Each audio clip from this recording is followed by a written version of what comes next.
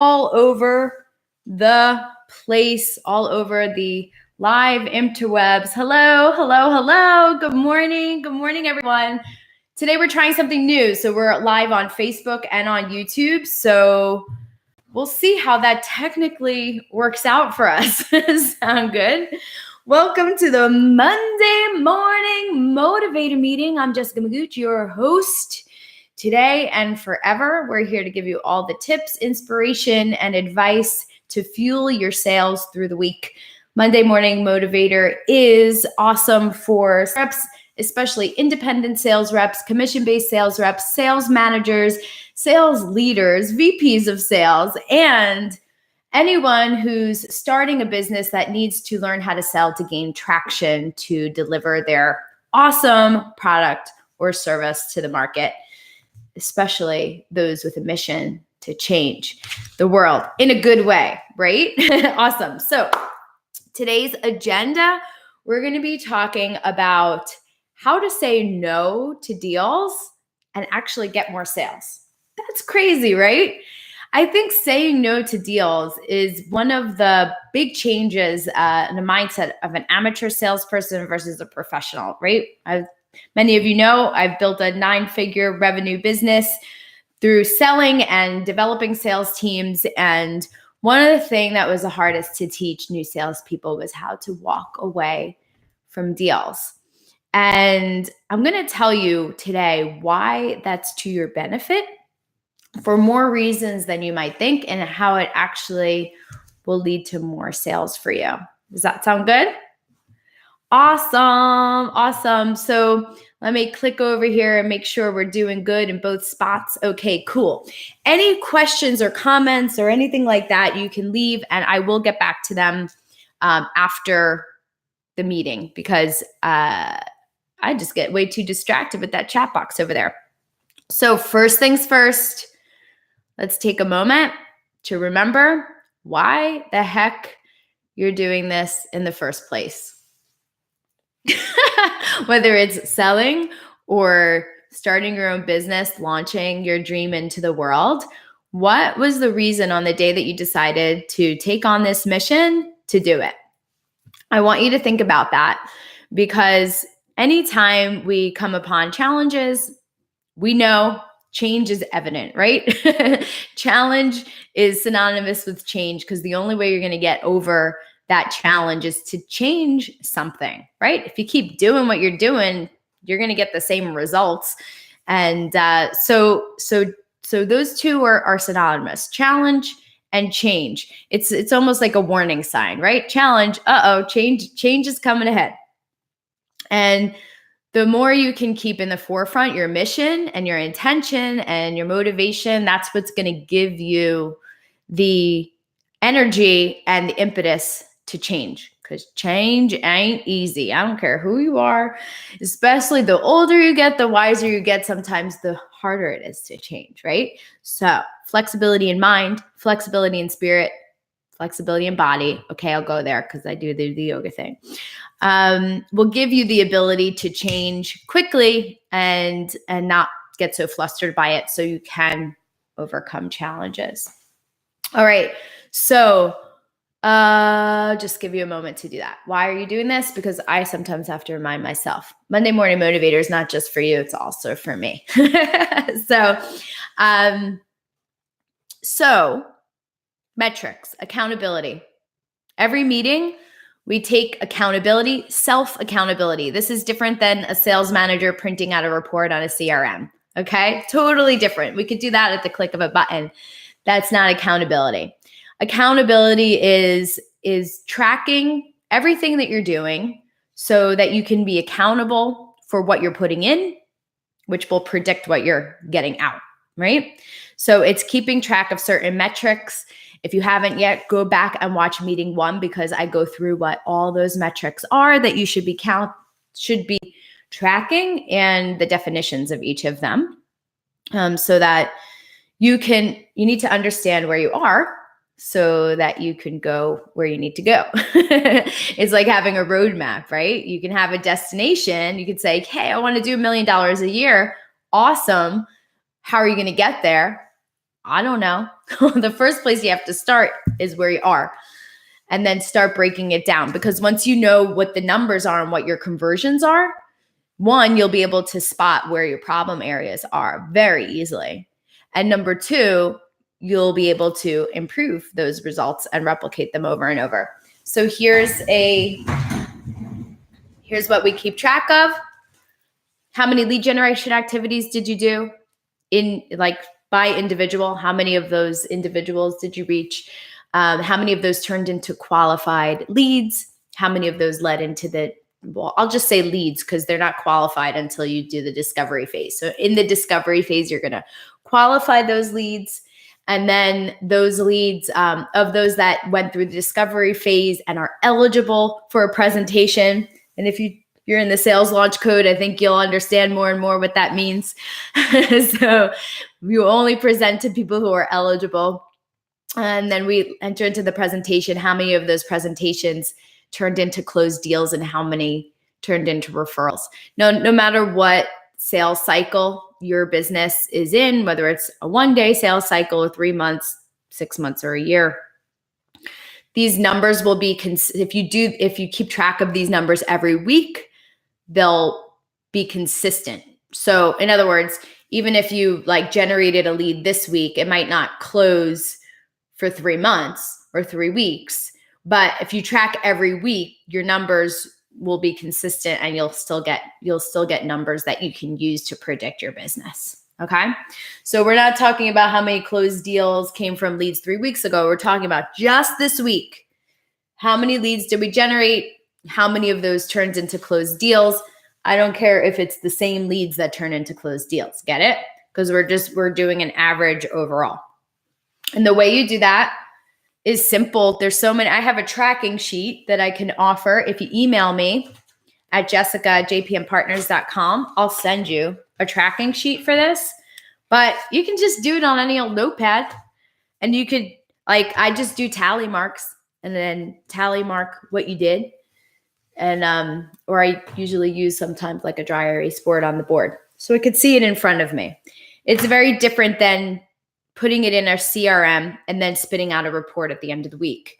You want to actually see it as you're going, so you could see your progress and make sure, at the end of the week, it's too late, right? To say, whoops, I didn't do enough marketing activities.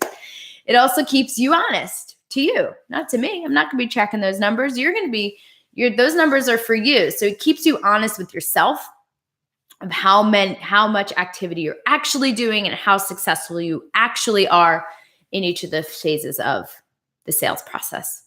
Cool? All right. That's our transition from one scene to another. Marketing minute. What's working right now for me in marketing? Today, I thought I'd share with you, again, this type of marketing, which is called content marketing. So in the sales launch code, we go over 13 different marketing strategies to overflow your pipeline with prospects. And one of those categories is content marketing. Content marketing is where you deliver valuable content to your market in order to deliver value that then has some way to funnel them into getting more information, which is code word for term lead, right? So someone asks for information, that's a lead. So content marketing for me, since I like video, and video is really, right now is the most effective form of internet marketing. Videos, people watch videos over reading any day. And but for me, it's weekly videos. So it could be weekly videos, it could be a weekly blog post. That's the original marketing content. It could be a weekly infographic. I'm saying weekly over and over because the key to content marketing is consistency. People, you might think wow, once a week, I'm really in people's faces a lot, but maybe 10% of your audience is actually going to see that one particular thing. So for every 10 pieces you do, maybe your audience will see one of them. You'll rotate which people are when. So more is more in that regard. And the key is valuable. So the point of it is to provide something of true value. It's different than, doing a commercial where there's no value really. And you're the expert in your market. So anything that that could help your customer is something that you could deliver in content marketing. Now, once you create that piece, how you deliver it is in any one of the other 13 marketing strategies that we have. So if it's like a video, you could share it out via social media marketing. That's another strategy. Or you could share it through your email list. That's another strategy, or both, right? Or on your blog. That's another strategy. So all of those things work together, but the core of it is, what is the content that you're delivering? You might have heard the term content is king. Some people disagree with that, probably because they're not getting results from it. But content in the internet, on this day and age, if people are looking to solve a problem on the internet and your business solves that problem, you need to be there in front of them. So we're in an age where typically the first thing someone does to find information, or you find someone who can help them, is a Google search. So all of these things help you be a business on the internet, even if you have a brick and mortar store. Cool. So that's Marketing Minute. That's what's working for me this week, is content marketing.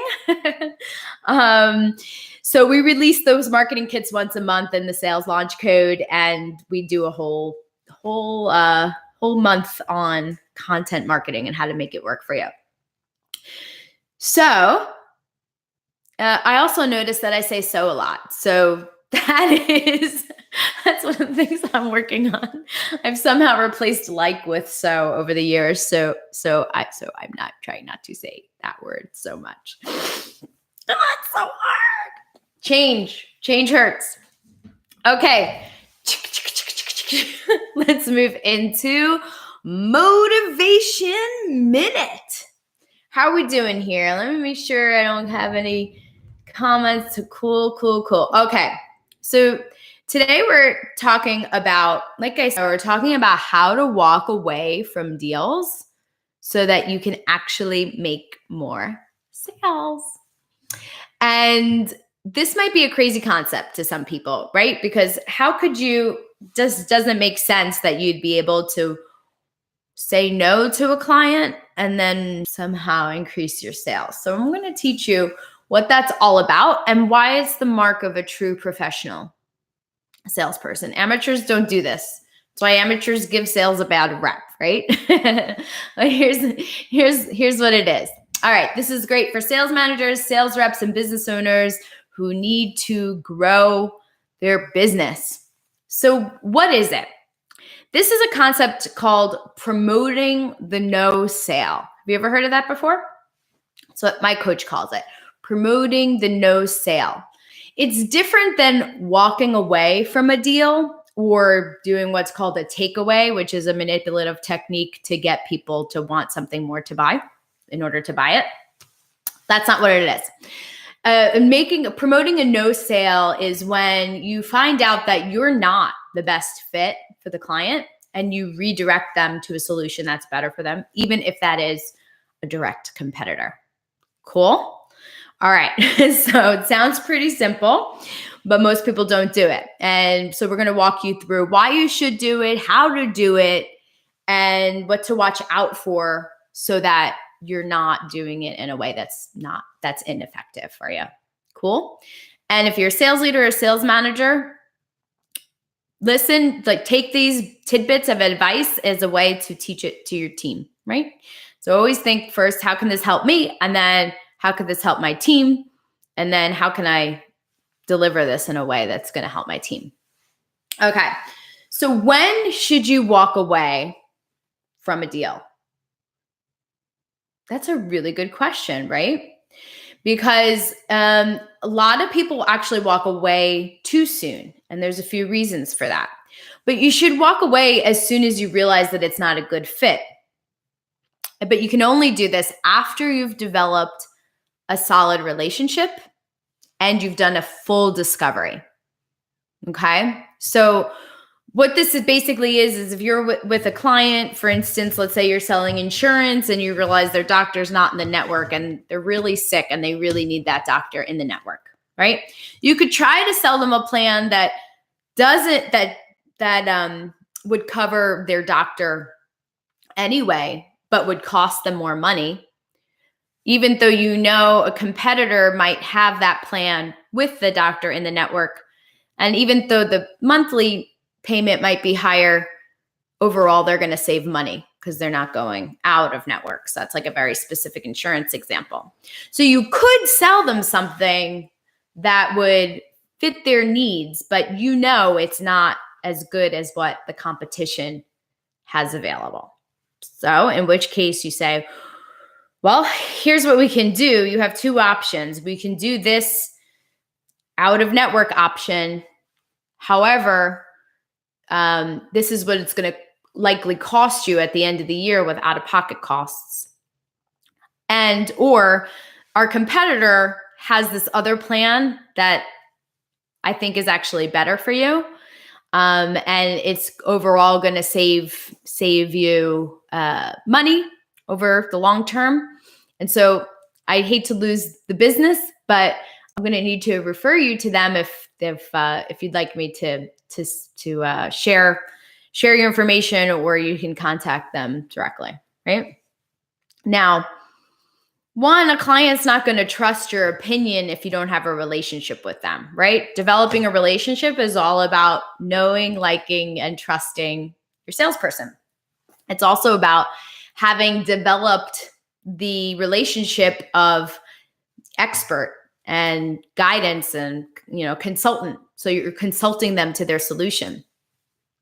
So they're not going to actually, take your advice unless you're really there to help them and they trust you. And then because you've already asked them for referrals in your pre-close and discovery, that's all in the sales launch code too. Can't go into all the details here, but because we've already set up an environment where customers are ready to give us referrals, even though we couldn't help them with our product, we did help them. And so they will give you referrals anyway. Those referrals are more likely to be a good fit for your product and more likely to close and more likely to give you more referrals because they were referred.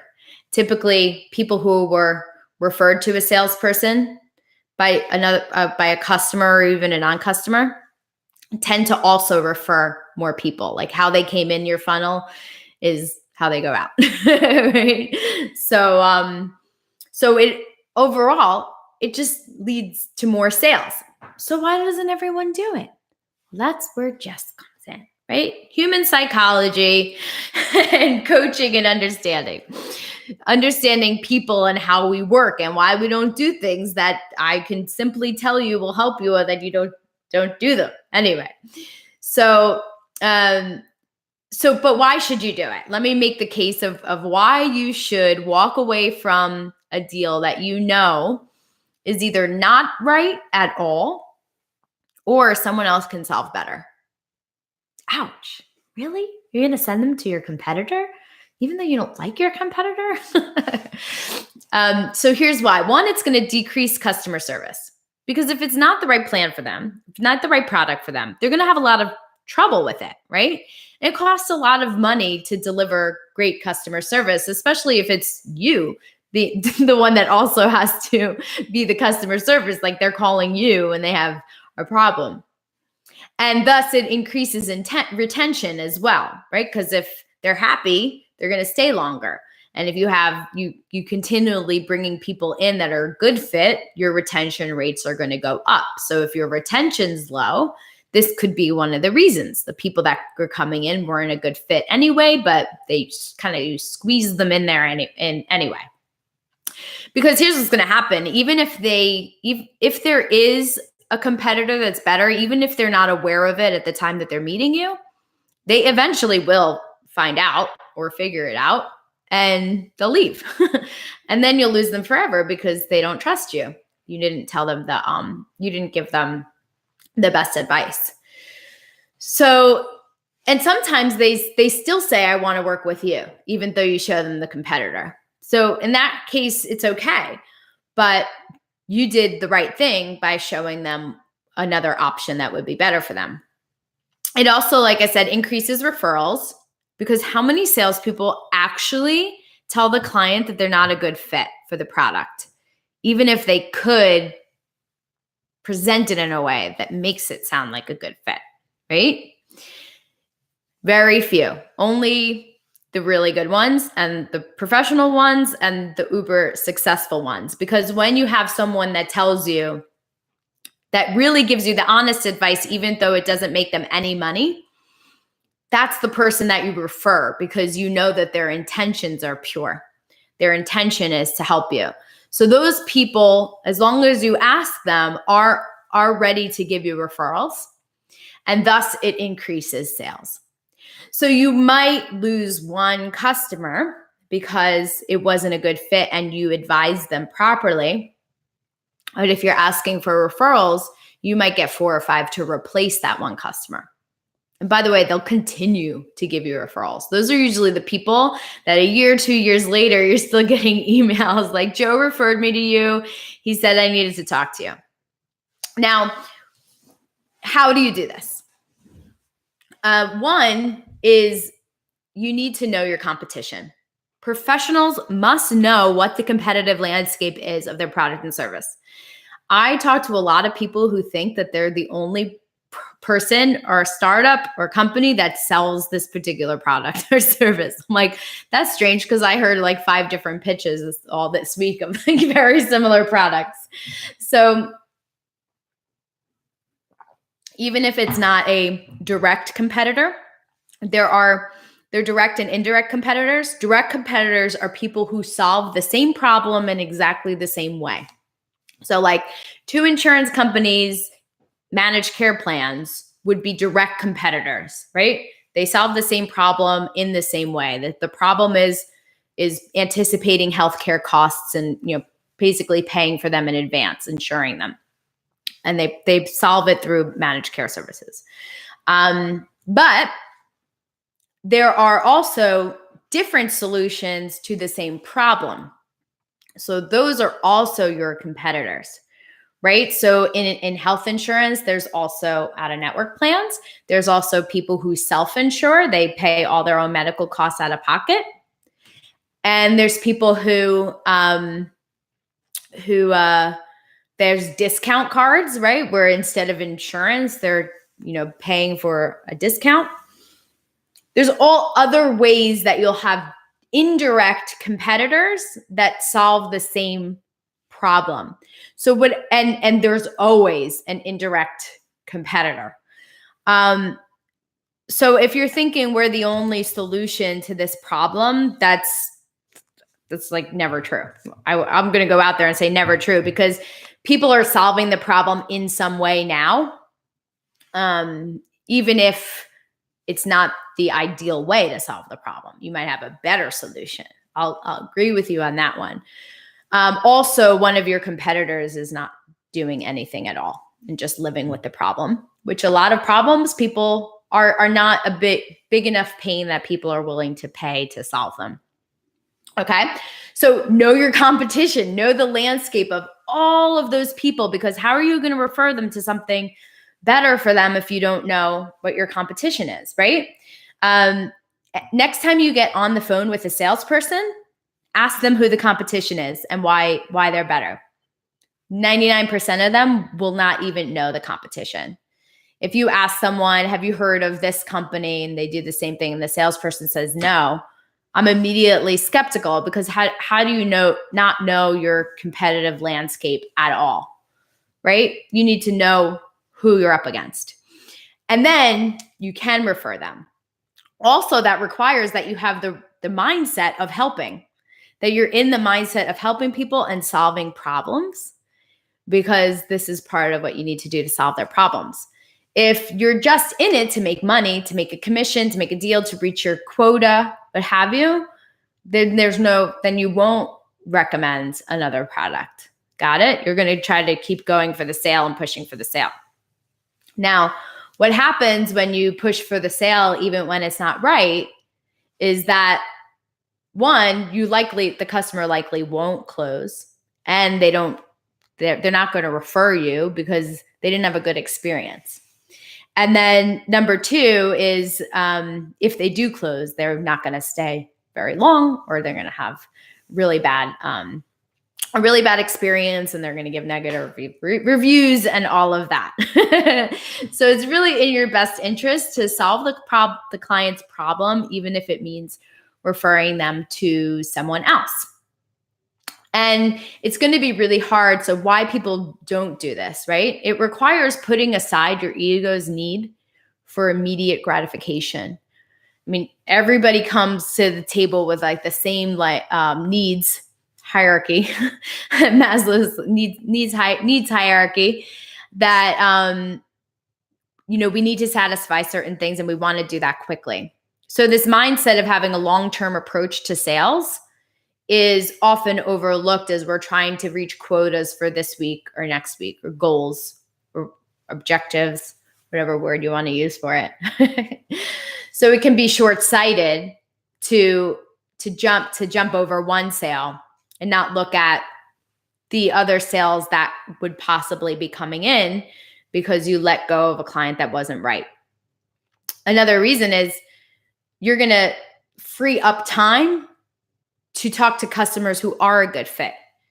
If you're a great salesperson, you're really busy. And if you're doing all the activities that I recommend you do on a weekly basis, you're really busy. So you really don't have time to talk to people who you can't help in the long run. There's a balance that I'm going to tell you about. But it'll free you up to talk to people who are a good fit, including the people that they refer you to. And here's some things to look out for. One is, I said in the beginning, when do you do this? You do this after you've developed a relationship and after you've properly done a discovery period with the client. Why? Why would you, quote, waste your time with someone who you might even feel earlier can't buy? Oh, one is, if you don't develop a relationship, they won't trust your recommendation, and they're not going to give you referrals. Sometimes you've never even spoken to the person and you just qualified them too early, and then they're definitely not going to give you referrals, right? So if someone emails you and says, because this is number two of what to look out for, is disqualifying too early. So you might get a lead come in, and let's say one of the factors that are important for your company are like the revenue of the lead of the company, and the revenue is under revenue of who you can help. So some people would disqualify that and not call the person at all and say they're not right, and they would consider that promote a no sale, right? That's not promoting a no sale. That's just disqualifying them. If you disqualify that person by not talking to them or sending in an email saying, we're sorry, but it's not a good fit, can you recommend someone who is? Like, they're not going to recommend anyone to you because they don't know you. And you haven't helped them in any way. You've just said they're not a good fit. So there's no such thing as wasting time when it comes to building a relationship. I'll repeat that. There's no such thing as wasting time when it comes to building a relationship. If you build a relationship, then you can help them. And if you help them, they will open their network to you. If you don't help them in any way, why should they? Okay? So instead of thinking of wasting your time, think about investing your time. Totally different mindset, right?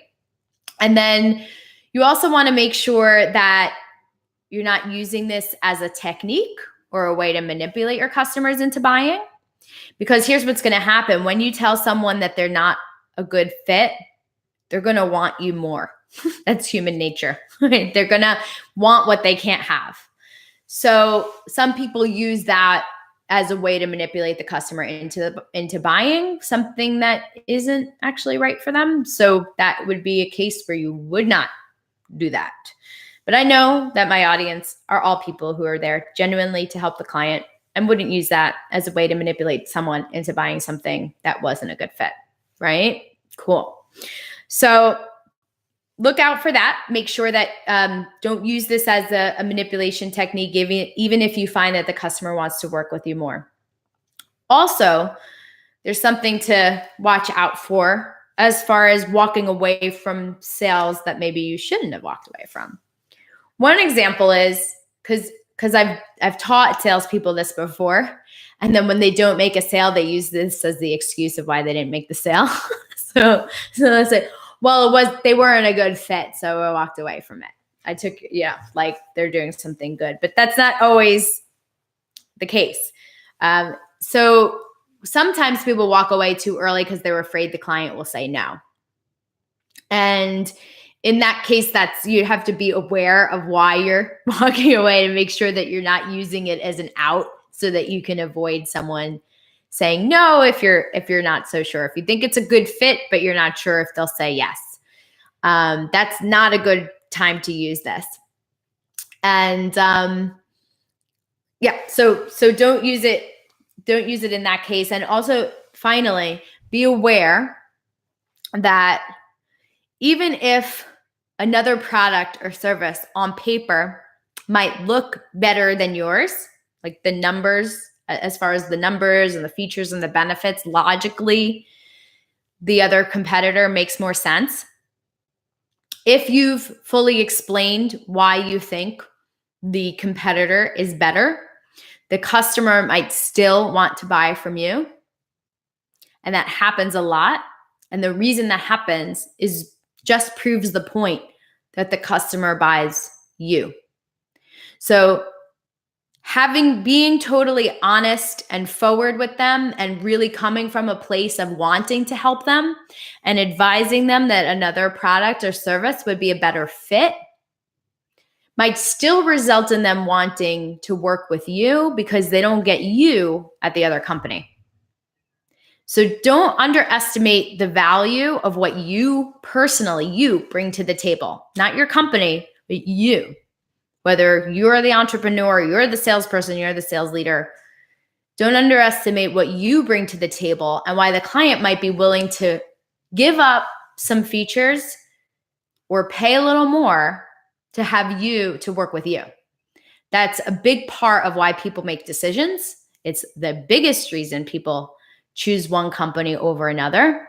So realize that even if you promote a no sale, they may become customers because they want to work with you.